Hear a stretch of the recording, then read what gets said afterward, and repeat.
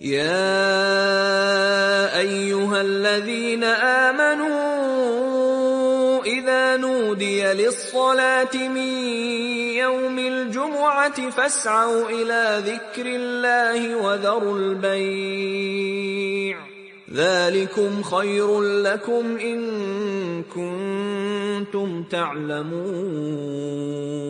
ونعوذ بالله من شرور أنفسنا ومن سيئات أعمالنا من يهده الله فلا مضل له ومن يضلل فلا هادي له. أشهد أن لا إله إلا الله وحده لا شريك له وأشهد أن محمدا عبده ورسوله أرسله بالهدى ودين الحق ليظهره على الدين كله ولو كره المشركون. اللهم صل على محمد وعلى آل محمد كما صليت على إبراهيم وعلى آل إبراهيم إنك حميد مجيد. اللهم بارك على محمد وعلى آل محمد كما باركت على إبراهيم وعلى آل إبراهيم إنك حميد مجيد. أما بعد فإن أصدق الحديث كتاب الله وأحسن السنن سنن محمد صلى الله عليه وسلم وشر الأمور محدثاتها وكل محدثة بدعة وكل بدعة ضلالة. اتقوا الله عباد الله. സ്നേഹം നിറഞ്ഞ സഹോദരി സഹോദരന്മാരെ, വിശ്വാസികൾ, പ്രപഞ്ചനാഥനായ അള്ളാഹുവിനെ സൂക്ഷിച്ച് അള്ളാഹുവിന്റെ നിയമനിർദ്ദേശങ്ങളും വിധിവിലക്കുകളും ജീവിതത്തിന്റെ എല്ലാ സമയത്തിലും സന്ദർഭത്തിലും പാലിച്ചുകൊണ്ട് തഖ്വയോടുകൂടി ജീവിക്കണേ എന്ന് ഓർമ്മപ്പെടുത്തുന്നു, വസിയത്ത് ചെയ്യുന്നു. അള്ളാഹു അവന്റെ മുത്തഖീങ്ങളിൽ നമ്മെ എല്ലാവരെയും ഉൾപ്പെടുത്തി അനുഗ്രഹിക്കുമാറാകട്ടെ. കഴിഞ്ഞ ദിവസം പൊതുവിൽ ലോകത്താകമാനം ശിഷ്യാർക്കിടയിൽ ഒരു ചർച്ചയ്ക്ക് വിധേയമായ ഒരു വാർത്തയുണ്ടായിരുന്നു. അത് റഷ്യയിൽ നിന്നാണ്. ലോകത്ത് വലിയ ചലനം സൃഷ്ടിച്ചൊരു വാർത്തയാണ്. എന്താണ്? സ്കൂൾ പ്രായത്തിലുള്ള കുട്ടികൾക്ക് ഗർഭം ധരിച്ചാൽ, അവർ പ്രസവിച്ചാൽ അവർക്ക് റഷ്യൻ ഗവൺമെന്റ് 1,00,000 രൂപ സമ്മാനമായി നൽകും എന്നതാണ് വാർത്ത. അപ്പോൾ വലിയ വിമർശനങ്ങളും ചർച്ചകളും ഒക്കെ അതുമായി ബന്ധപ്പെട്ടുണ്ടായി. നമ്മളിപ്പോ ഇവിടെ ആ വാർത്തയിൽ നിന്ന് എന്തുകൊണ്ട് തുടങ്ങുന്നു എന്ന് ചിന്തിക്കുന്നുണ്ടാവും. നമ്മളുമായി അതിന് വലിയൊരു ബന്ധമുണ്ട്. അത് ഇൻഷാ അല്ലാഹ് പറയാം. അപ്പോ എന്തുകൊണ്ടാണ് ആ രാജ്യം അത്തരം ഒരു തീരുമാനത്തിലേക്ക് എത്തിയത് എന്ന് ചോദിക്കുമ്പോൾ അവിടുത്തെ ജനസംഖ്യാ പ്രശ്നത്തെ പരിഹരിക്കാനാണ്. പൊതുവിൽ അവിടുത്തെ ജനസംഖ്യ കുറയുന്നു. അതിലുപരിയായി യുക്രൈനുമായി യുദ്ധമുണ്ടായപ്പോൾ 2,50,000 സൈനികരുടെ മരണം കൂടി ഉണ്ടായി. അപ്പോ അവിടുത്തെ ആളുകളുടെ എണ്ണം കുറയുമ്പോൾ അത് പിടിച്ചു നിർത്താൻ വേണ്ടി പ്രസവിക്കാൻ കഴിയാവുന്ന അത്ര സ്ത്രീകളുടെ പ്രസവം നടക്കട്ടെ എന്നായിരിക്കാം ആ രാജ്യം ചിന്തിക്കുന്നത്. ഏകദേശം 10ഓളം പ്രവശ്യകളിൽ അത് അവിടെ നടപ്പിലാക്കി തുടങ്ങി എന്നാ പറയുന്നത്. ഒരു നാടുണ്ടായാൽ പോലെ അവിടെ ജീവിക്കാൻ ആളുകൾ വേണം. ഇന്നത്തെ ദിവസം ലോക ജനസംഖ്യാ ദിനമായി UN ആചരിക്കുന്ന ദിവസം കൂടിയാണ്. ഈ ജനസംഖ്യാ ദിനത്തിൽ ഒരുപക്ഷെ നമ്മുടെ നാട്ടിൽ വളരെ അപൂർവമായിട്ടാണ് അതുമായി ബന്ധപ്പെട്ട പ്രചാരണങ്ങളൊക്കെ കാണും. സ്കൂളുകളൊക്കെ കേന്ദ്രീകരിച്ച് ചെറിയ രൂപത്തിലുള്ള വർക്കുകളൊക്കെ കാണാൻ പറ്റും, കുട്ടികളെ ബോധവൽക്കരിക്കാൻ. എന്തിനാണ് ജനസംഖ്യാ ദിനം? ആളുകളുടെ എണ്ണം കൂടുകയാണ്. അത് രാജ്യത്ത് വലിയ പ്രശ്നമാണ്. എന്ന് പറഞ്ഞാൽ ആളുകളുടെ എണ്ണം കൂടുമ്പോൾ വിഭവങ്ങൾ കുറയും എന്ന മാൽത്തൂസിയൻ സിദ്ധാന്തം ലോകത്ത് 1900 മുതൽ നടപ്പിലാക്കി തുടങ്ങിയിട്ടുണ്ട്, പല രാജ്യങ്ങളിൽ ചെറിയ രൂപത്തിലൊക്കെ. അതുകൊണ്ട് ജനസംഖ്യ കുറക്കണം. ഒരുപക്ഷെ ഇപ്പൊ നമ്മുടെ നാട്ടിൽ അത്ര വ്യാപകമായ പ്രചാരണങ്ങൾ നമ്മൾ കണ്ടിട്ടുണ്ടാവില്ല. കുറച്ചും കൂടി ഒരു 2 പതിറ്റാണ്ടുകൾക്ക് മുമ്പ് നമ്മുടെ രാജ്യത്തൊക്കെ ഇതുമായി ബന്ധപ്പെട്ട ചർച്ച വളരെ സജീവമായിരുന്നു. എന്താണ് 2 കുട്ടികൾ മാത്രമേ ഒരു കുടുംബത്തിന് ഉണ്ടാകാവൂ എന്ന സന്താന നിയന്ത്രണം, കുടുംബാസൂത്രണം എന്നാണ് അതിന് പറയാം. കുടുംബാസൂത്രണവുമായി ബന്ധപ്പെട്ട ചർച്ചകൾ വ്യാപകമായി നടന്നിരുന്നു. ഒരു കുടുംബത്തിന് 2 കുട്ടികൾ മതി. അതിന്റെ ഒരു ദുരന്ത ഫലം കേരളം ഇപ്പോൾ അനുഭവിക്കുന്നു. കഴിഞ്ഞ തിരുവനന്തപുരത്ത് നടന്ന പോഫ്കോണിൽ കേരളത്തിന്റെ ധനകാര്യമന്ത്രി പറഞ്ഞത് കേരളം നെഗറ്റീവ് ജനസംഖ്യാ വർധനവിലാണ്, നമ്മളൊരു വലിയ പ്രതിസന്ധിയെ നേരിടാൻ പോവാണ്. കഴിഞ്ഞ 2 ആഴ്ച മുമ്പ് കേരളത്തിൽ അറിയപ്പെട്ട ഒരു രാഷ്ട്രീയ നേതാവ് പറഞ്ഞു, കേരളത്തിൽ ജനസംഖ്യാ പ്രശ്നം നമ്മൾ നേരിടാൻ പോകുന്നു.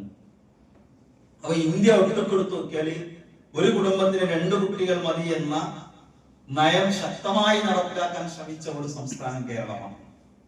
എവിടെയൊക്കെ, അതിന്റെ ചില ഉദാഹരണങ്ങൾ പിന്നീട് പറയാം, എവിടെയൊക്കെ കുടുംബാസൂത്രണം നടത്താൻ, സന്താന നിയന്ത്രണത്തിന് വേണ്ടി ശ്രമിച്ചിട്ടുണ്ടോ അവിടെയെല്ലാം ഇപ്പോൾ പ്രതിസന്ധി നേരിട്ടുകൊണ്ടിരിക്കും.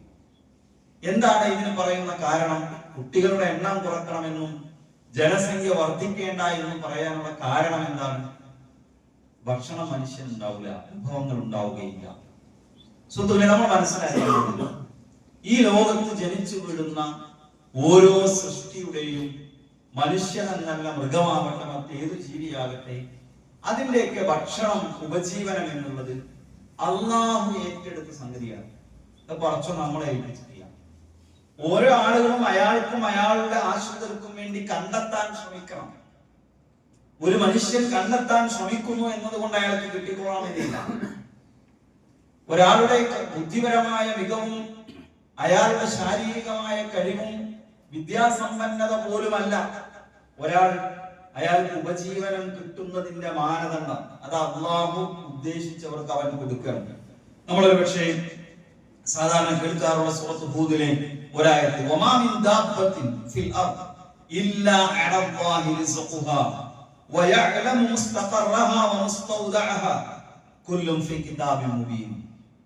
വമാ മിൻ ദാബത്തിൻ ഫിൽ അർദ്, ഭൂമിയിൽ എന്തൊക്കെ ജീവജാലങ്ങളുണ്ടോ, എന്തെല്ലാം ജീവജാലങ്ങൾ ഭൂമി ലോകത്തുണ്ടോ, അവയുടെ എല്ലാം ഭക്ഷണം അള്ളാഹുവിന്റെ മേലുള്ള ഉത്തരവാദിത്തമാണ്. എവിടെയാണ് ആ ഭക്ഷണം ശേഖരിച്ചു വെക്കപ്പെട്ടിട്ടുള്ളത് എന്ന് അള്ളാഹുവിനറിയാം. എല്ലാം അവന്റെ വ്യക്തമായ രേഖയിലുണ്ട്. അപ്പൊ ഭക്ഷണം മനുഷ്യനുണ്ടാകുമ്പോ, ജനിച്ചു വീഴുമ്പോ, ജീവജാലങ്ങൾ ജനിച്ചു വീഴുമ്പോ ഭക്ഷണം നൽകുക എന്നത് അള്ളാഹു ഏറ്റെടുത്തതാണ്. ഇത് മുസ്ലിങ്ങളുടെ വിശ്വാസവുമായി ബന്ധപ്പെട്ട സംഗതിയാണ്. നമ്മൾ ശരിക്കും മനസ്സിലാക്കണം. നമ്മുടെ വിശ്വാസവുമായി ബന്ധപ്പെട്ട സംഗതിയാണ്. ഒരു കുഞ്ഞ് ജനിക്കുന്നുണ്ടെങ്കിൽ, ഒരാൾക്ക് മക്കളുണ്ടാകുന്നുണ്ടെങ്കിൽ, മനുഷ്യന്റെ എണ്ണം വർദ്ധിക്കുന്നുണ്ടെങ്കിൽ നമ്മൾ ആശങ്കപ്പെടേണ്ടതില്ല എന്നാണ് അള്ളാഹു പഠിപ്പിക്കുന്നത്. ഈ ആയത്ത് ഇതുപോലെ വിശ്വസിക്കാൻ കഴിയുമ്പോഴാണ് ഒരാൾ വിശ്വാസിയാവുക. നോക്കൂ, അടുത്തൊരായത്ത് സൂറത്തുൽ റഅദിൽ അള്ളാഹു പറയുന്നുണ്ട്, അല്ലാഹു യബ്സുത്തു റിസ്ഖ ലിമൻ യശാഉ വയഖദിർ. അല്ലാഹു ഉദ്ദേശിച്ചവർക്ക് അവൻ ഉപജീവനം വിശാലമാക്കി കൊടുക്കുന്നു. അല്ലാഹു ഉദ്ദേശിച്ചവർക്ക് അവൻ ഉപജീവനം പ്രയാസമുള്ളതാക്കുകയും ചെയ്യുന്നു. സൂറത്തുൽ നൂറിലായത്ത് ഒരായത്ത് മതി നമുക്ക് തെളിവ്. ഇത് മനസ്സിലേക്ക് ഉറപ്പിക്കാൻ, ഈ വിശ്വാസം നമ്മുടെ മനസ്സിൽ രൂഢമൂലമാകാൻ 1-2 തെളിവുകൾ അധികം പറയാൻ. അല്ലാഹു പറയുന്നത് എന്താണ്? ലിയജ്സിയഹുമുല്ലാഹു അഹ്സന മാ അമിലു വയസീദഹും മിൻ ഫദ്ലിഹി വല്ലാഹു യർസുഖു മൻ യശാഉ ബിഗൈരി ഹിസാബ്. അല്ലാഹു ഉദ്ദേശിച്ചവർക്ക് അവൻ റിസ്ഖ് വിശാലമാക്കി കൊടുക്കും, കണക്കില്ലാതെ കൊടുക്കും. അല്ലാഹു ഉദ്ദേശിച്ചവർക്ക്. ഇനി സൂറത്ത് അൻകബൂത്തിൽ അല്ലാഹു വീണ്ടും പറയുന്നു, വകഅയ്യിൻ മിൻ ദാബത്തിൻ ലാ തഹ്മിലു റിസ്ഖഹാ അല്ലാഹു യർസുഖുഹാ വഇയ്യാകും. ഒരു മനുഷ്യനും ഒരു ജീവജാലവും അതിന്റെ റിസ്ഖ് അത് ചുമന്നുകൊണ്ട് നടക്കുന്നില്ല. ആരും ഭക്ഷണമായിട്ടല്ല വരുന്നത്. എന്നിട്ടോ അല്ലാഹു യർസുഖുഹാ വഇയ്യാകും. ഇവിടുത്തെ എല്ലാ ജീവജാലങ്ങൾക്കും അല്ലാഹുവാണ് ഭക്ഷണം നൽകുന്നത്. മനുഷ്യരെ, നിങ്ങൾക്കും അല്ലാഹുവാണ് ഭക്ഷണം നൽകുന്നത്. വഹുവസ് സമീഉൽ അലീം. അതുകൊണ്ട് സഹോദരങ്ങളെ, ഇത് അല്ലാഹുവിന്റെ ഉത്തരവാദിത്തമാണ്. അല്ലാഹു നൽകാമെന്ന് പറഞ്ഞതാണ്. അതുകൊണ്ട് തന്നെ ഇതിനെ ഏതെങ്കിലും കുറുക്കു വഴികൾ ഉപയോഗിച്ച് സംരക്ഷിച്ചു നിർത്തേണ്ട ഉത്തരവാദിത്തം അല്ലാഹു നമ്മളെ ഏൽപ്പിച്ചിട്ടില്ല. ഇനി ഇവിടുത്തെ മുഴുവൻ മനുഷ്യരും ഭക്ഷണം കഴിച്ചാൽ തീരാവുന്നതാണോ അല്ലാഹുവിന്റെ ഖജനാവ്? റബ്ബിന്റെ റിസ്ഖിന്റെ ഖജനാവ് എന്ന് പറയുന്നത് അള്ളാഹു നൽകാൻ തീരുമാനിച്ച ഭക്ഷണം എന്നുള്ളത് ഇവിടുത്തെ എല്ലാ മനുഷ്യരും കൂടി ഒരുമിച്ച് തിന്നാൽ തീരുമോ? എന്താ പ്രവാചകൻ സല്ലല്ലാഹു അലൈഹി വസല്ലം പഠിപ്പിച്ചത്? യാ ഇബാദി ഇന്നി ഹറംതു ദുൽമ അലാ നഫ്സി വജഅൽതുഹു ബൈനകും മുഹറമ ഫലാ തുദാലിമു. ഏ മനുഷ്യരെ, നിങ്ങൾക്കിടയിൽ അനീതി അക്രമം ഞാൻ നിരോധിച്ചു. ഞാൻ എന്റെ മേൽ തന്നെ അനീതി നിരോധിച്ചിട്ടുണ്ട്. അല്ലാഹു പറയണം, എനിക്ക് അനീതി പാടില്ല. നിങ്ങൾക്കിടയിലും അനീതി ഞാൻ ഹറാമാക്കി വന്നു. നിങ്ങൾ പരസ്പരം ആക്രമിക്കരുത്. അങ്ങനെ ദീർഘമായ ഒരു ഹദീസാണ്. ആ ഹദീസിന്റെ അവസാന ഭാഗത്ത് നമുക്ക് കാണാൻ കഴിയും, യാ ഇബാദി, ഏ മനുഷ്യരെ, ലൗ അന്ന അവലകും വആഖിറകും വഇൻസകും വജിന്നകും കാനൂ അലാ അത്ഖാ ഖൽബി റജുലിൻ വാഹിദിൻ മിൻകും മാ സാദ ദാലിക ഫീ മുൽകി ശൈആ. നിങ്ങളെ മുഴുവൻ മനുഷ്യരും, എല്ലാ ജിന്നുവർഗവും, എല്ലാ മനുഷ്യവർഗവും നിങ്ങളിലെ ഏറ്റവും നല്ല മനുഷ്യന്റെ തഖ്വയിലെത്തിയാൽ അള്ളാഹ്ക്ക് അതുകൊണ്ട് പ്രത്യേകിച്ചൊന്നും അധികം ഉണ്ടാകാൻ പോകുന്നില്ല. അത് കുറഞ്ഞാൽ അള്ളാഹ്ക്ക് നഷ്ടം ഉണ്ടാകാൻ പോകുന്നില്ല. നമ്മൾ എന്തിന് തഖ്വയുള്ളവരാകണം? നമ്മുടെ ആവശ്യത്തിന് വേണ്ടിയാണ്. വീണ്ടും അള്ളാഹു പറയുന്നത്, യാ ഇബാദി, ഏ മനുഷ്യരെ, ലൗ അന്ന അവലകും വആഖിറകും വഇൻസകും വജിന്നകും, നിങ്ങളിലെ ആദ്യത്തെ മനുഷ്യൻ ആദം നബി മുതൽ ഖിയാമത്ത് നാളിൽ അവസാനം ജനിക്കുന്ന മനുഷ്യൻ വരെ, നിങ്ങളിലെ മുഴുവൻ മനുഷ്യവർഗത്തിൽപ്പെട്ട മുഴുവൻ ആളുകളും ജിന്ന് വർഗത്തിൽപ്പെട്ട മുഴുവൻ ആളുകളും ഖാമു ഫി സഈദിൻ വാഹിദ്, അവർ ഒരു സ്ഥലത്ത് ഒരുമിച്ച് കൂടി. നിങ്ങൾ ശ്രദ്ധിക്കണേ, ലോകത്തെ മുഴുവൻ മനുഷ്യരും, ഇന്ന് ജീവിച്ചിരിക്കുന്ന മനുഷ്യർ മാത്രമല്ല, ആദം നബി മുതൽ ലോകാവസാനം വരെയുള്ള മുഴുവൻ മനുഷ്യരും, അല്ലെ, മനുഷ്യരെക്കാൾ കൂടുതലുണ്ട് ജിന്നുകൾ എന്നാ പറയാ. ജിന്നുകളും എവിടെ കൂടി? ഒരു സ്ഥലത്ത് ഒരുമിച്ച് കൂടി. എന്നിട്ടോ അവർ ഫസഅലൂനി ഫഅഅതൈതു കുല്ല ഇൻസാനിൻ മസ്അലതഹു, അവരെല്ലാവരും കൂടി അവർക്ക് ചോദിക്കാനുള്ള മുഴുവൻ ആഗ്രഹങ്ങളും അല്ലാഹുവിനോട് ചോദിച്ചു. എല്ലാ മനുഷ്യരും, എത്രായിരം കോടി മനുഷ്യരുണ്ടാവും ആദം നബി മുതൽ ഖിയാമത്ത് നാൾ വരെയുള്ള ആളുകൾ എണ്ണുമ്പോൾ എത്രായിരം കോടി ജിന്നുകൾ ഉണ്ടാവും. അവരെല്ലാവരും കൂടി അവർക്ക് ചോദിക്കാനുള്ളത് മുഴുവൻ അല്ലാഹുവിനോട് ചോദിച്ചു. ഫഅഅതൈതു കുല്ല ഇൻസാനിൻ മസ്അലതഹു, എല്ലാ ആളുകൾക്കും അവർ ചോദിച്ചത് മുഴുവൻ ഞാൻ കൊടുത്തു. അല്ലെ, നമ്മളോട് ചോദിക്കാൻ പറഞ്ഞാൽ നമ്മൾ അങ്ങോട്ട് ചോദിക്കും.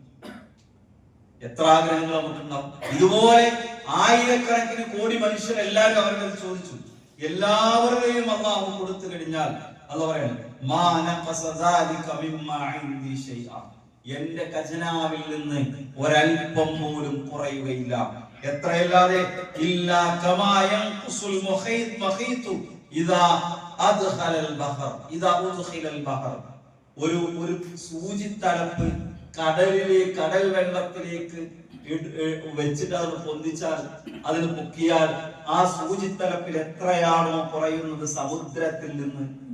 അല്ലേ, ഇവിടെ ഈ പൊന്നാനി കടപ്പുറത്ത് പോയിട്ടില്ലേ, കോഴിക്കോട് ബീച്ച് പോയിട്ടില്ലേ? ഇങ്ങനെ കണ്ണത്താ ദൂരത്തോളം പാരാവാരം കിടക്കുക. നമ്മുടെ കയ്യിൽ ഒരു പിന്നുണ്ട്, ഒരു സൂചി ഉണ്ട്. ആ സൂചി തലപ്പ് ആ കടലിൽ മുക്കിയെടുത്ത് അതിന്റെ അറ്റത്ത് എത്ര പോരുക? ആ കടലിൽ നിന്ന് സൂചിത്തുമ്പത്ത് എത്രയാണോ പോരുന്നത് അത്രയാണ് അള്ളാഹുവിന്റെ ഖജനാവിൽ നിന്ന് ലോകത്ത് പിറന്നു വീണ മുഴുവൻ മനുഷ്യരും ജിന്നുകളും ഒരുമിച്ച് നിന്ന് അവരുടെ മുഴുവൻ ആഗ്രഹങ്ങളും അള്ളാഹുവിനോട് ചോദിച്ച്, ആ ആഗ്രഹം ചോദിച്ചതെല്ലാം അള്ളാഹു കൊടുത്തു കഴിഞ്ഞാൽ അത്രേ പടച്ചോന്റെ ഖജനാവ് എന്ന് പറയുള്ളൂ. ഞാൻ പറയുന്നത്, നമുക്ക് ഭക്ഷണം കുറഞ്ഞു പോകുമോ എന്ന് ഒരിക്കലും നമ്മൾ മറന്നു പോകാൻ, അതിനെ ചിന്തിക്കാൻ പാടില്ല. പടച്ചോന്റെ അത്ഭുതം തോന്നുന്നു. ഞാൻ കഴിഞ്ഞ വർഷത്തെ കേരളത്തിലെ ട്രോളിംഗ് കഴിഞ്ഞിട്ടുള്ള വാർത്ത വായിച്ചു നോക്കുകയാണ്. ഈ വർഷത്തെ ട്രോളിംഗ് നിരോധനം കഴിഞ്ഞിട്ടില്ല എന്ന് ഞാൻ മനസ്സിലാക്കുന്നത്. അല്ലേ, ഒരു മത്സ്യങ്ങളുടെ പ്രജനന കാലത്ത് മഴക്കാല മൺസൂൺ തുടങ്ങിയാൽ 45 ദിവസം കേരള തീരത്ത് മത്സ്യബന്ധനം നിരോധിക്കും, വലിയ ബോട്ടുകളുടെ. എന്നിട്ട് അതിന്റെ തലേന്നാളുള്ള വാർത്തയാണ്, നാളെ ട്രോളിംഗ് അവസാനിക്കും, 4000 ബോട്ടുകൾ കടലിൽ ഇറങ്ങുന്നതാണ്. കേരളത്തിന്റെ കടൽ തീരം എന്ന് പറഞ്ഞാൽ ഏകദേശം 600 കിലോമീറ്ററാണ്. 600 കിലോമീറ്ററിൽ 3600 മുതൽ 4000 ബോട്ടുകൾ മത്സ്യബന്ധനത്തിന് ഇറങ്ങും. കൊല്ലത്തിൽ ഒരു ആവശ്യമല്ല, മിക്കവാറും എല്ലാ ദിവസവും ഇത്ര എണ്ണം ബോട്ടുകൾ കേരളത്തിന്റെ തീരത്ത് മത്സ്യബന്ധനം നടത്തുന്നുണ്ട്. അല്ലേ,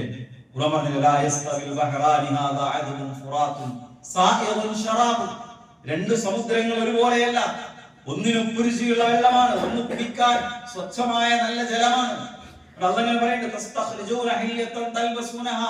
ആ കടലിൽ നിന്ന് നിങ്ങൾ വിലപിടിച്ച ആഭരണങ്ങൾ ഉണ്ടാക്കാവുന്ന വസ്തുക്കൾ കണ്ടെടുക്കുന്നു. ആ കടലിലൂടെ എന്താണ് ഉപജീവനം തേടി കപ്പലുകൾ സഞ്ചരിക്കുന്നു. അതിന്റെ ഇടയിൽ അല്ലാഹു ഉപയോഗിച്ചൊരു വാക്കുണ്ട്, ശുദ്ധമായ മാംസം നിങ്ങൾക്ക് അതിൽ നിന്ന് കിട്ടുന്നു.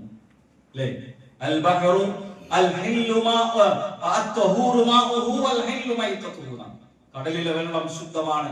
അതിലെ എല്ലാ ജീവജാലങ്ങളും, ജീവൻ പോയി നമുക്ക് കിട്ടിയാലും ജീവനില്ലാതെ കിട്ടിയാലും നമുക്ക് ഹലാലാണ്. സമുദ്രത്തിന്റെ ഉപ്പുനീരിൽ, ഉപ്പുവെള്ളത്തിൽ കടന്നു വളരുന്ന മത്സ്യത്തെ വീട്ടിൽ കൊണ്ടുവന്ന് അതിനെ നന്നായി മുറിച്ച് പാകം ചെയ്യുമ്പോൾ വീണ്ടും ഉപ്പ് ചേർത്താണ് നമ്മൾ അതിനെ പാകം ചെയ്യുന്നത്. വീണ്ടും ഉപ്പ് ചേർത്താണ് പാകം ചെയ്യുന്നത്. ഉപ്പുജലത്തിൽ കടന്ന മനുഷ്യൻ, ആ മത്സ്യം, ഉപ്പുജലത്തിൽ ജീവിച്ച മത്സ്യം, അതിനെ കുറിച്ച് ഖുർആൻ പ്രയോഗിച്ച ലഹ്മൻ ത്വരീ, ഫ്രഷ് ആയിട്ടുള്ള മാംസമാണ്. അത് നമുക്ക് അല്ലാഹു തരുന്നു. എന്നിട്ടോ 4000 ബോട്ടുകൾ അത് പിടിക്കാൻ വേണ്ടി ഇറങ്ങുന്നു. ഒരുപക്ഷെ ഒരു കൊല്ലത്തിലെ 300 ദിവസവും മിക്കവാറും എത്ര ആയിരക്കണക്കിന് ബോട്ടുകൾ ഇറങ്ങി മത്സ്യബന്ധനം നടത്തിയിട്ടും അല്ലെ കടലിലെ മത്സ്യങ്ങൾ തീർന്നുപോയി എന്ന് നമ്മൾ എവിടെയും കേട്ടിട്ടില്ല. ആണ് അല്ലാഹു പറയുന്നത്, നിങ്ങളെല്ലാവരും ചോദിച്ച്, നിങ്ങൾക്ക് ചോദിച്ചത് മുഴുവൻ തന്നാലും സമുദ്രത്തിൽ നിന്നൊരു സൂചിത്തുമ്പിന്റെ അറ്റത്ത് വെള്ളം എത്രയാണോ പോരുന്നത് അത്രേ അള്ളാന്റെ ഖജനാവിൽ നിന്ന് കുറയുകയുള്ളൂ എന്നാണ് പറയുന്നത്. അല്ലെ? ഇന്ത്യ സ്വതന്ത്രമാകും, ഇന്ത്യയിൽ എത്ര കോടി ജനങ്ങളുണ്ടാവും? 1951 സെൻസസ് അനുസരിച്ച് 36 കോടി ജനങ്ങളാണ് ഇന്ത്യയിലുള്ളത്. ഒരു 30 കൊല്ലം മുമ്പ്, കൂടുതൽ പ്രായം ചെന്ന ആളുകൾക്ക് കൂടുതൽ അറിയാം, ഒരു 30-35 കൊല്ലം മുമ്പ് നമ്മുടെ നാട്ടിലെ ഭക്ഷണ രീതി എന്തായിരുന്നു? ആളുകൾ എന്താ കഴിച്ചിരുന്നത്? 3 നേരം ചോറ് തിന്നിരുന്ന വീട് എത്ര ഉണ്ടായിരുന്നു? അല്ലേ? പ്രായം ചെന്ന ആളുകളോട് ചോദിച്ച അന്നത്തെ കഥകൾ അവർ പറയും. കഞ്ഞി കുടിച്ചിരുന്നതിനെ കുറിച്ച്, മറ്റു കുട്ടികൾക്ക് കൊടുത്ത് വെള്ളം ഉമ്മമാര് കുടിച്ചിരുന്നതിനെ കുറിച്ച്, താടും തകരയും ഭക്ഷിച്ചിരുന്നതിനെ കുറിച്ച്, ചക്കയും മാങ്ങയും തിന്നുന്നതിനെ കുറിച്ച്, അല്ലേ, കപ്പയും ചക്കരക്കിഴങ്ങും തിന്നിരുന്നതിനെ കുറിച്ച് നമ്മളിങ്ങനെ കേട്ട പരിചയമാണ് കൂടുതൽ. പക്ഷേ ഇന്ന് 1951 സെൻസസിന് ശേഷം 2027 അടുത്ത സെൻസസിന് രാജ്യം ഒരുങ്ങാണ്. 2027 ഇവിടെ എത്തി നിൽക്കുമ്പോ ഇന്ത്യ രാജ്യത്ത് എത്ര കോടി ജനങ്ങളുണ്ട്? 36 കോടിയുടെ ഇരട്ടിയാണോ? അതിന്റെയും ഇരട്ടി, അല്ലെ? ഏകദേശം 150 കോടിയുടെ അടുത്ത് ജനങ്ങൾ ഇന്ത്യ രാജ്യത്തുണ്ട്. അന്നുള്ളതിനേക്കാൾ ഇന്ന് ആളുകളുടെ സാമ്പത്തിക ശേഷിയും ഭക്ഷണ വിഭവങ്ങളും കൂടുകയാണോ കുറയാണോ ചെയ്തിട്ടുള്ളത്? അന്നൊരു പക്ഷേ ലോകത്താകമാനെടുക്കുമ്പോൾ 300-350 കോടി ജനങ്ങൾ ഉണ്ടാകും. ഇന്ന് 819 കോടി എന്നാണ് കണക്ക് പറയുന്നത്. ഏകദേശം 1000 കോടി ജനങ്ങൾ ലോകത്തുണ്ടാകുമെന്നാണ് പറയപ്പെടുന്നത്. ഔദ്യോഗിക കണക്കിനപ്പുറം 1000 കോടി മനുഷ്യരുണ്ടാകും. മുമ്പുള്ളതിനേക്കാൾ ദാരിദ്ര്യം കുറയുകയാണോ കൂടുകയാണോ ചെയ്തത്? ആളുകളുടെ ഭക്ഷണം കൂടുകയാണോ കുറയുകയാണോ ചെയ്തത്? എന്നാൽ ലോകത്തെല്ലായിടത്തും മനുഷ്യർ സുഭിക്ഷമായി ജീവിക്കുന്നതാണ്. അല്ല, പട്ടിണിയുണ്ട്. അത് ജനസംഖ്യ കുറഞ്ഞ് കൂടിയ കാലത്തേക്കാൾ കൂടിയ പട്ടിണി മുമ്പ് ഉണ്ടായിട്ടുണ്ട്. പലയിടത്തും പട്ടിണി ഉണ്ടാകുന്നത് എന്തുകൊണ്ടാ? പലരുടെയും ചൂഷണങ്ങൾ കൊണ്ടാണ്. വലിയ സാമ്രാജ്യങ്ങൾ പാവപ്പെട്ട ജനങ്ങളെ പിടിഞ്ഞവിടുത്തെ വിഭവങ്ങൾ ഊറ്റിക്കൊണ്ടുപോയപ്പോഴാണ് പല ആഫ്രിക്കൻ രാജ്യങ്ങളിലും കടുത്ത പട്ടിണിയിലേക്ക് പോയത്. അത് ഒരു നിലക്ക് പറഞ്ഞ കൃത്രിമമായി ഉണ്ടാക്കിയ പട്ടിണിയാണ്. പ്രയാസമുണ്ട്. ഒരു നേരത്തെ ഭക്ഷണം കഴിക്കാനില്ലാത്തവനുണ്ട്. അത് ജനസംഖ്യ കൂടിയപ്പോ കൂടുതൽ ചെയ്തത് കുറയാണ് ചെയ്തത്. അപ്പൊ അള്ളാഹുവിന്റെ ഖജനാവിൻ സുഹൃത്തുക്കളെ എത്ര കിട്ടിയാലും എത്ര പോയാലും അത് കുറയില്ല. അതുകൊണ്ട് അത് കുറയുമെന്ന് പേടിച്ച ഒരു മാൽത്തൂസിയൻ തിയറി എന്ന മണ്ടൻ സിദ്ധാന്തം നമ്മുടെ നാട്ടിൽ അടിച്ചേൽപ്പിക്കാൻ ശ്രമിച്ചപ്പോ അതിന്റെ പ്രതിസന്ധിയാണ്. റഷ്യയിൽ സ്കൂൾ കുട്ടികളെ നിങ്ങൾ ഗർഭം ധരിക്കൂ, നിങ്ങൾക്ക് കുട്ടികൾ ഉണ്ടായാൽ 1 ലക്ഷം രൂപ തരാം എന്ന് റഷ്യൻ ഗവൺമെന്റ് പ്രഖ്യാപിക്കുന്നിടത്തേക്ക് എത്തിയത്. ഏറ്റവും ശക്തമായി, ഞാൻ ആ ഭാഗം കൂടുതൽ വിശദീകരിക്കുന്നില്ല, നമ്മൾ ഇടക്കിടക്ക് പറയുന്ന മേഖലയാണ്. ഏറ്റവും ശക്തമായ ജനസംഖ്യാ നിയന്ത്രണം നടപ്പിലാക്കിയ ചൈന 2015 അത് നിർത്തലാക്കി. ഒരു കുടുംബത്തിൽ 1 കുട്ടി എന്നുള്ളത് ഒരു കുടുംബത്തിന് 2 കുട്ടിയാക്കി. 21 ഒരു കുടുംബത്തിന് 3 കുട്ടിയാക്കി. ഇനിയും അവിടെ വൃദ്ധന്മാരാണ് കൂടുതൽ. അവിടെ യുവാക്കൾ വൃദ്ധന്മാരോടൊപ്പമുള്ള എണ്ണം എത്തണമെങ്കിൽ 70 കൊല്ലം ഇനി പിന്നിടണം. ജപ്പാനിൽ അവർ ഒരു വലിയ വാർത്ത വന്നിരുന്നു. എന്താ വാർത്ത? ആ രാജ്യത്ത് മനുഷ്യരെ ഇല്ലാതാകുന്നു. റഷ്യ മാത്രമല്ല, സ്വീഡൻ പോലെയുള്ള, കാനഡ പോലെയുള്ള. എന്തുകൊണ്ടാണ് കേരളത്തിൽ നിന്ന് യൂറോപ്പിലേക്ക് കൂടുതൽ കുട്ടികൾ പഠിക്കാൻ പോകുന്നത്? അവിടെ ഭയങ്കര സംഭവബഹുലമായ വിദ്യാഭ്യാസം എല്ലാവർക്കും കിട്ടുന്നതുകൊണ്ടല്ല. കുട്ടികൾ പോകുന്നത് കുറച്ചും കൂടി സ്വതന്ത്രമായി ജീവിക്കാന്നുള്ളതുകൊണ്ടാണ്. അവിടെ പോയി പഠിക്കുന്ന, വളരെ വലിയ ഉയർന്ന സ്കോളർഷിപ്പ് ഒക്കെ കിട്ടി പഠിക്കുന്ന കുറച്ച് കുട്ടികൾക്ക് അവിടെ പോയ വിദ്യാഭ്യാസം കൊണ്ട് മെച്ചമുള്ളൂ. ആ രാജ്യങ്ങൾ എന്തുകൊണ്ട് നമ്മുടെ നാട്ടിലെ ജനങ്ങൾ അങ്ങോട്ട് ക്ഷണിക്കുന്നു ചോദിച്ചാൽ അവർക്ക് അവിടെ മാൻ പവർ വേണം, മനുഷ്യ വിഭവശേഷി അവിടെ ഇല്ല, അത് അവർക്ക് വേണം. അതുകൊണ്ട് അള്ളാഹു പഠിപ്പിച്ച നിയമങ്ങൾക്കപ്പുറം നമ്മൾ ചിന്തിക്കും, അതിന്റെ വലിയ പ്രതിസന്ധിയിലേക്കാണ് നമ്മൾ പോവുക. ഇത് നമ്മുടെ ജീവിതവുമായി ബന്ധപ്പെടുത്തി കൂടി നമ്മൾ മനസ്സിലാക്കേണ്ടതുണ്ട്. ജാഹിലിയ അറബികളോട് ഖുർആൻ പറഞ്ഞൊരു വാചകമുണ്ട്, ലാ തഖ്തുലു ഔലാദകും ഖശ്യത ഇംലാഖിൻ നഹ്നു നർസുഖുഹും വഇയ്യാകും. ഏ മനുഷ്യരെ, വിശപ്പിനെ പേടിച്ചുകൊണ്ട് നിങ്ങൾ നിങ്ങളുടെ കുഞ്ഞുങ്ങളെ കൊല്ലരുത്. അവർക്കും നിങ്ങൾക്കും ഞാനാണ് ഭക്ഷണം നൽകുന്നത്, നമ്മളാണ് ഭക്ഷണം നൽകുന്നത്. സുഹൃത്തുക്കളെ, കുട്ടികൾ ഉണ്ടാവുക എന്നത് ഭയമായി കാണുന്ന ഒരു സമൂഹത്തിലാണ് നമ്മൾ ജീവിക്കുന്നത്. ആ പേടി നമ്മുടെ ഉള്ളിലേക്ക് വന്നിട്ടുണ്ടോ എന്നാണ് നമ്മൾ ചിന്തിക്കേണ്ടത്. ഞാൻ ഈ വിഷയം പറയാനുള്ള ഒറ്റ കാരണം അത് മാത്രമാണ്. ലോകത്ത് നടക്കുന്ന കുറെ സംഭവങ്ങളൊക്കെ പറഞ്ഞ് അത് എന്തോ ആയിക്കോട്ടെ, അള്ളാഹു പഠിപ്പിച്ച നിയമങ്ങൾക്ക് അപ്പുറം സഞ്ചരിക്കുമ്പോൾ മനുഷ്യൻ പ്രതിസന്ധിയിലേക്കാണ് പോവുക എന്നുള്ളതിന്റെ ചില ഉദാഹരണങ്ങളാണ് സൂചിപ്പിച്ചത്. അല്ലേ? നോക്കൂ, ഇദാ ബുശ്ശിറ അഹദുഹും ബിൽ ഉൻസാ ലല്ല വജ്ഹുഹു മുസ്വദ്ദൻ വഹുവ കളീമ. ഒരു പെൺകുട്ടിയെ കുറിച്ച് ജാഹിലിയ അറബികൾക്ക് സന്തോഷ വാർത്ത അറിയിച്ചു കൊടുത്താൽ അവരുടെ മുഖം കറുത്തിരുണ്ടു പോകും, അവർക്ക് ദേഷ്യം വരും. നമ്മുടെ നാട്ടിലോ പെൺകുട്ടിയാണെന്നറിഞ്ഞാൽ പെൺകുട്ടിയാണല്ലേ എന്ന് ചോദിക്കുന്നവർ ഈ 2025 അല്ലേ? പെൺകുട്ടിയാണല്ലേ എന്ന് ചോദിക്കുന്നവർ, അന്റെ 2 പെൺകുട്ടിയാ, നിനക്ക് 3 പെൺകുട്ടിയാ? ഈ ചോദ്യം ജാഹിലിയ്യത്തിന്റെ ചോദ്യമാണ്, അബൂജഹലിന്റെ അനുയായികളുടെ ചോദ്യമാണ്. നമ്മൾ മറക്കരുത്. പെൺകുട്ടി എന്ന് കേൾക്കുമ്പോൾ മനസ്സിന് വിഷമുണ്ടാകുന്നുണ്ടെങ്കിൽ നമ്മുടെ ഉള്ളിൽ ജാഹിലിയ്യത്തുണ്ട്. അല്ലേ? എത്ര ഭ്രൂണഹത്യകൾ നടന്നു? എന്തുകൊണ്ടാണ് നമ്മുടെ ഹോസ്പിറ്റലുകളിൽ ഭ്രൂണത്തിന്റെ ലിംഗം നിർണയിക്കുന്നത് നിയമപരമായി തെറ്റാണ് എന്ന ബോർഡുകൾ സ്ഥാപിക്കാനുള്ള കാരണം എന്താണ്? പെൺകുട്ടിയാണെന്ന് ഭ്രൂണത്തിന്റെ ലിംഗം നിർണയിച്ച് പെൺകുട്ടിയാണെന്ന് അറിഞ്ഞാൽ DNC നടത്തുന്ന ഒരു ഗുളിക കഴിച്ച് ഗർഭം അലസിപ്പിക്കുന്ന ആളുകളുടെ എണ്ണം ഇവിടെ കൂടിയതുകൊണ്ട്. അല്ലേ? ഒരു മാതാവ് സ്വന്തം ഉദരത്തിൽ വളരുന്ന ജീവന്റെ തുടിപ്പുള്ള ഭ്രൂണത്തെ ഒരു വിദ്യാസമ്പന്നരായ കൊലയാളികളുടെ കത്തിക്ക് വേണ്ടി വിട്ടുകൊടുക്കുന്ന വൃത്തികെട്ട സംസ്കാരമാണ് ഈ ഭ്രൂണഹത്യ. ഒന്നാലോചിച്ച് നോക്കി. പൈസ കൊടുത്ത് കടന്നൊടുക്കാണ്, പൈസ കൊടുത്ത് ഭാര്യയെ വെച്ചുകൊടുക്കാണ് ആര്? ഭർത്താക്കന്മാർ. എന്തിന്? ഇത് പെൺകുട്ടിയാണ്, ഇതിനെ കൊന്നാൽ ഇത് വേണ്ട അല്ലേ? എന്നിട്ട് അതിനെ നശിപ്പിച്ചു കളയുന്നു. ചോരക്കുഞ്ഞിനെ, ജീവന്റെ തുടിപ്പുള്ള ഭ്രൂണത്തെ കൊന്നു കളയുന്നു. എന്തൊരു കൊല്ലപ്പെട്ട കുട്ടി നാളെ പരലോകത്ത് ചോദിക്കും എന്ത് കാരണത്താൽ കൊല്ലപ്പെട്ടുവെന്ന്. ഇത് അബൂജഹലിനും അബൂലഹബിനും മുത്തബത്തിനും ശൈബത്തിനും മക്കയിലെ മുശ്രിക്കുകൾക്കും ജാഹിലിയ അറബികൾക്കും മാത്രമല്ല ബാധകമാവുക, നമുക്ക് എല്ലാവർക്കും ഈ സംഗതി ബാധകമാകും എന്ന് നമ്മൾ മറന്നു പോകരുത്. സഹോദരങ്ങളെ, സന്താനങ്ങൾ എന്നാൽ അതൊരനുഗ്രഹമാണ്. അതില്ലാത്ത ആളുകൾക്കാണ് അത് അനുഗ്രഹമാണെന്ന് കൂടുതൽ ബോധ്യപ്പെടുക. അല്ലേ? അൽമാലു വൽ ബനൂൻ, സമ്പത്തിന്റെ കൂടെയാണ് പലപ്പോഴും ഖുർആൻ സന്താനങ്ങളെ എണ്ണി പറഞ്ഞത്. സമ്പത്ത് അനുഗ്രഹമാണെന്ന് എല്ലാവരും അംഗീകരിക്കും, സന്താനങ്ങൾ അതിനേക്കാൾ വലിയ അനുഗ്രഹമാണ്. അല്ലേ? നമുക്ക് ഖുർആൻ പറഞ്ഞ എന്താ? വല്ലാഹു ജഅല ലക്കും മിൻ അൻഫുസികും അസ്വാജ വജഅല ലക്കും മിൻ അസ്വാജികും ബനീന വഹഫദതൻ വറസഖകും മിനത് തയ്യിബാത്. നിങ്ങൾക്ക് അല്ലാഹു ഇണകളെ തന്നു, സ്ത്രീകൾക്ക് പുരുഷന്മാരെ, പുരുഷന്മാർക്ക് സ്ത്രീകളെ ഇണകളെ നൽകി. ആ ഇണകളിൽ നിന്ന് മക്കളെയും പേരമക്കളെയും നൽകി. പടച്ചോൻ നൽകിയ അനുഗ്രഹമായി. എന്നിട്ടും അല്ലാഹുവിന്റെ അനുഗ്രഹങ്ങളെ അവർ നിഷേധിക്കുകയാണ് എന്ന് ഖുർആൻ പ്രത്യേകം എടുത്തു പറയുകയാണ്. മക്കളെ നൽകുന്നതിനെ സംബന്ധിച്ച് ഖുർആൻ പഠിപ്പിക്കുന്നത് എന്താ?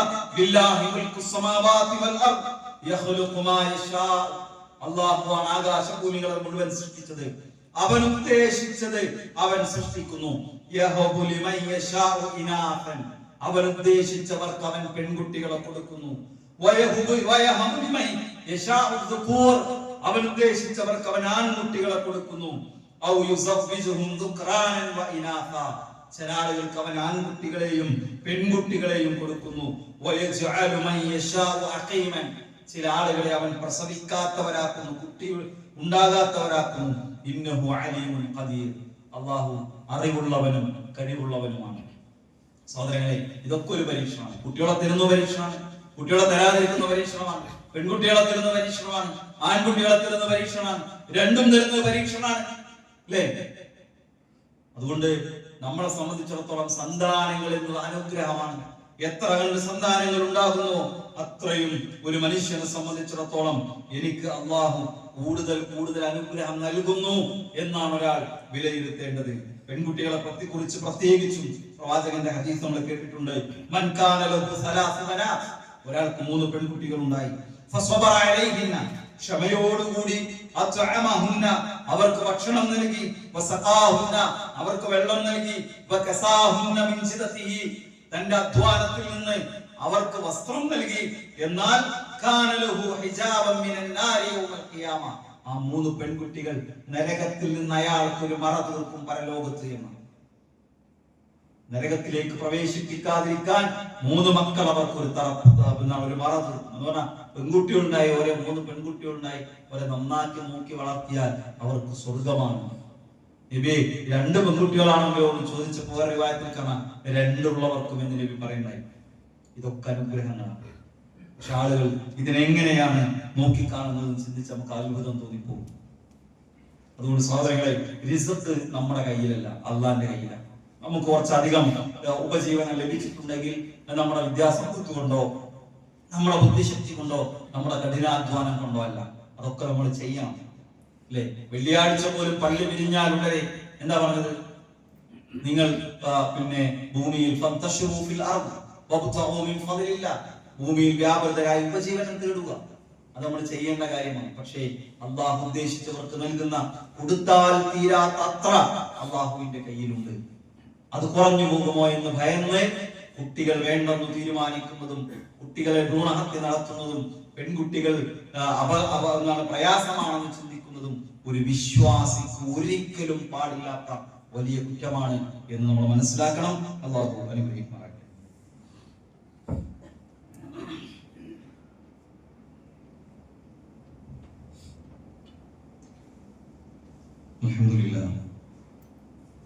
അൽഹംദുലില്ലാഹി റബ്ബിൽ ആലമീൻ വസ്സലാത്തു വസ്സലാമു അലാ നബിയിനാ മുഹമ്മദിൻ വഅലാ ആലിഹി വഅസ്ഹാബിഹി അജ്മഈൻ. അമ്മാ ബഅദ്. ഇത്തഖുല്ലാഹ ഇബാദല്ലാഹ്. സ്നേഹം നിറഞ്ഞ സഹോദരി സഹോദരന്മാരെ, വിശ്വാസികൾ, അല്ലാഹുവെ സൂക്ഷിച്ച് റബ്ബ് സുബ്ഹാനഹു വ തആലയുടെ നിയമനിർദ്ദേശങ്ങളും വിധിവിലക്കുകളും ജീവിതത്തിന്റെ എല്ലാ സമയത്തിലും സന്ദർഭത്തിലും സൂക്ഷിച്ചും പാലിച്ചും ജീവിക്കണേ എന്നൊരിക്കൽ കൂടി ഓർമ്മപ്പെടുത്തുന്നു, വസിയത്ത് ചെയ്യുന്നു.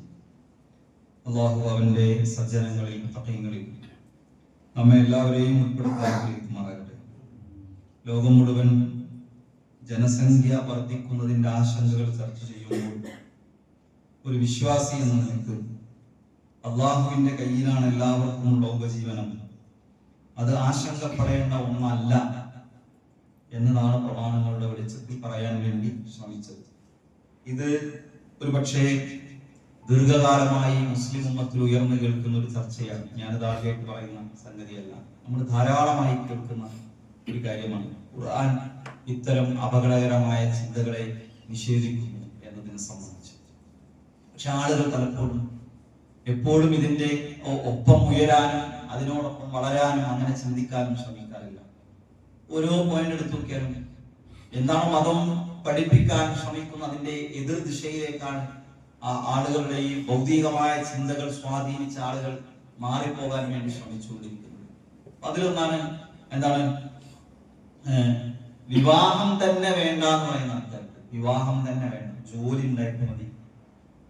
ഞാൻ കുട്ടികളുടെ വിദ്യാഭ്യാസത്തെ കുറിച്ചേ അല്ല പറയുന്നത്, എല്ലാവർക്കും വിദ്യാഭ്യാസം കൊടുക്കണം.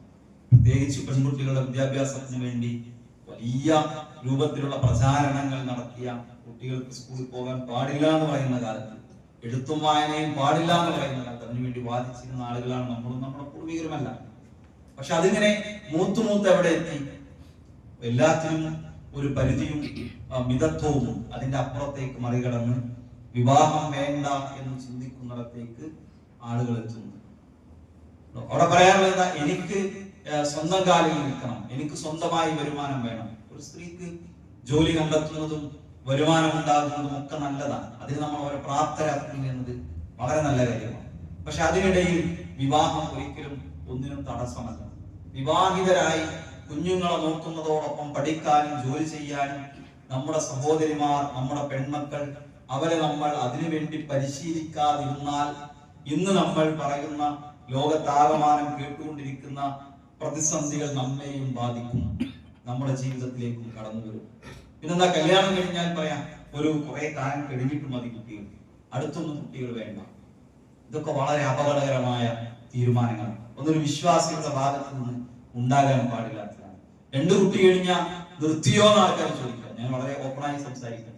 എല്ലാം നിർത്തിയില്ലേ? പെൺകുട്ടികളാണ്, സ്ത്രീകളാണ് ഏറ്റവും കൂടുതൽ ഇത്തരം ചോദ്യങ്ങൾ നേരിടേണ്ടി വരാറുണ്ട്. 3 കുട്ടികളായ 4 എന്ന് ചോദിക്കും, അല്ലെ? 5 എന്ന് കേട്ടാൽ ഞാൻ 5 മക്കളുടെ പിതാവാണ്. എനിക്ക് വളരെ അഭിമാനത്തോടു കൂടി ഇതൊക്കെ പറയാൻ പറ്റും, അല്ലെ? 5 പറഞ്ഞാൽ 5 ഞാൻ വളരെ എന്താ പറയാ, പൊതുവായി എല്ലാ ആളുകളുമുള്ള ഇടങ്ങളിൽ ജീവിക്കുന്നതാണ്. എല്ലാ മതസ്ഥരും, എല്ലാ വിഭാഗക്കാരും, എല്ലാ ചിന്താഗതിക്കാരും കൂടെയും കൂട്ടത്തിൽ ഓരോ പകലും കഴിച്ചു കൂട്ടുന്നതാണ്. നമുക്ക് ഇതുകൊണ്ടൊരു ബുദ്ധിമുട്ടുണ്ടായിട്ടില്ല. നമുക്ക് ആവശ്യമില്ലാത്ത അപകർഷതാബോധം നമ്മളെ വേട്ടയാടുന്നുണ്ടോ എന്ന് നമ്മൾ ചിന്തിക്കേണ്ടതുണ്ട്. അതുകൊണ്ട് സുഹൃത്തുക്കളെ, നമ്മുടെ മക്കളുടെ എണ്ണം കൂടുന്നതോ എന്താ പറയാ കുറയുന്നതോ ഒന്നുമല്ല ഒരു മനുഷ്യന്റെ ഉപജീവനം വിശാലമാകുന്നതിനും അത് എന്താ പറയാ കൂടുന്നതിനും കുറയുന്നതിനൊക്കെ കാരണമാകുന്നത്.